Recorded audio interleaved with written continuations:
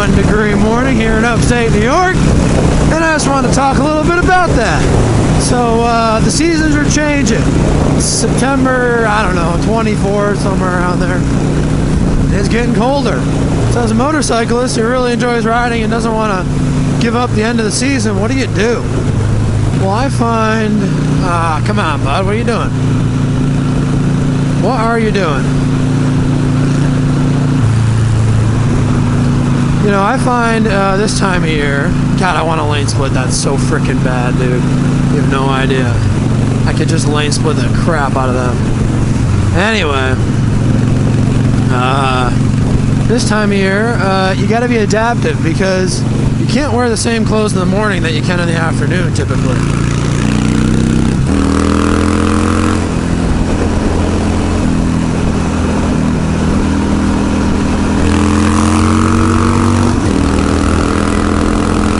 There we go.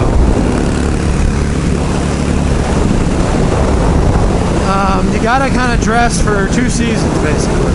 So what I'll do is, in the morning when it's in the 40s like this, I wear these thick gloves that you see on my hands now. Honestly, your control of the bars, or like the feel of the bike, definitely has hurt a little bit, but it's very rideable. It's fine. I just pulled a wheelie earlier, so like it's not a big deal. But you know, I wouldn't go out of my way to wear these more than I have to. Let's put it that way. And then. I don't know.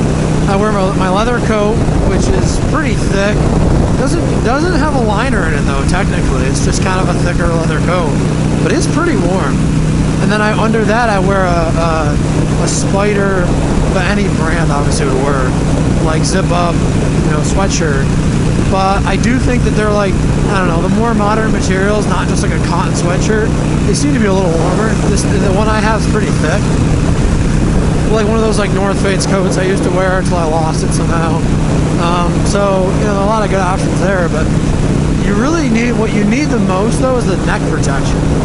So like this leather coat actually grabs your neck pretty good, which a lot don't. And then the sweatshirt underneath it has like a collar on it, so I zip it all the way up, you know, turtleneck style, and then that really keeps you a lot warmer, because on a motorcycle air will just escape between your helmet and your neck, and it'll just like fill your body, and you lose any amount of heat that you could possibly build up. It's just not good. It's also good to have an adjustable coat on the bottom too, for similar reasons. It seems to be less important though. And then for my helmet, I have a little snap-in chin guard, so it blocks off wind from getting inside your helmet as much. That'll keep your face a lot warmer. But today I don't really need it. I really only need it if it gets into the 30s, or if I'm riding for longer distances in the 40s. However, I do want to find it. I don't know exactly where it is. Probably in one of my bags somewhere. I do want to find it because I'd like to add it back into the setup for this time of year. It'll be 55 coming home, so for that part, for example, will be fine on the way home, but very beneficial on the way to work. So you know, that definitely would help. You know, just anything to help keep warm, basically. It's kind of obvious, but heated grips, I don't know. Never had them. They're probably amazing. As somebody who lives up north, I probably should get them. I mean, I even ride in the high 30s and 40s in North Carolina, you know, every year. So I really should get them, but I just haven't. Come on, people. Learn how the road works. The left lane is for passing. Anywho. Yeah, so it's just a matter of like kind of just figuring out what works for you. There's no perfect solution. People are going to handle the cold differently than others. Same thing with the hot.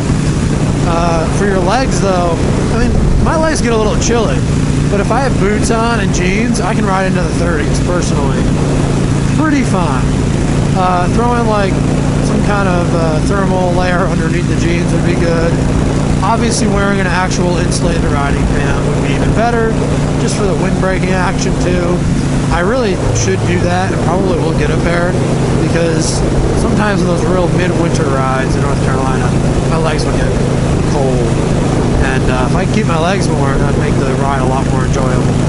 So, What else I got for you guys? As far as your bike is concerned, I mean, if it's carbureted like mine, you know, you might have to tweak the idle mixture screw a little bit. I actually haven't as of today, and it seems to be idling fine. We'll see as everything heats up.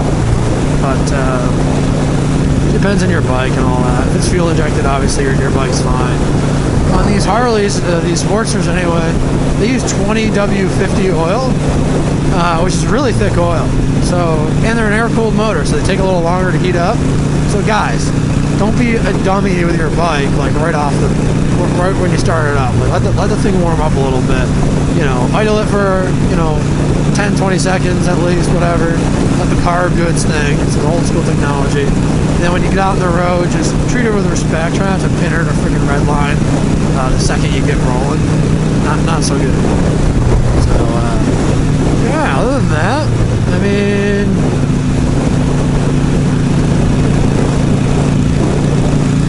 I don't have too much else to add, I don't think. It can be a lot of fun though.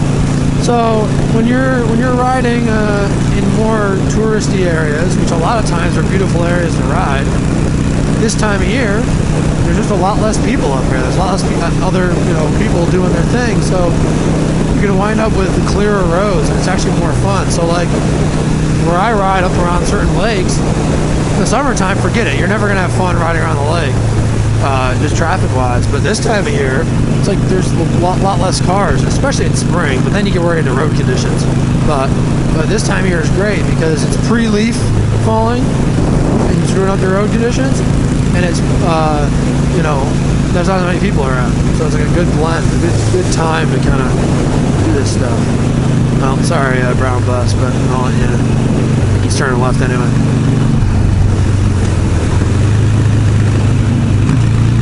Also, your tires are not going to have quite as much traction, so keep that in mind.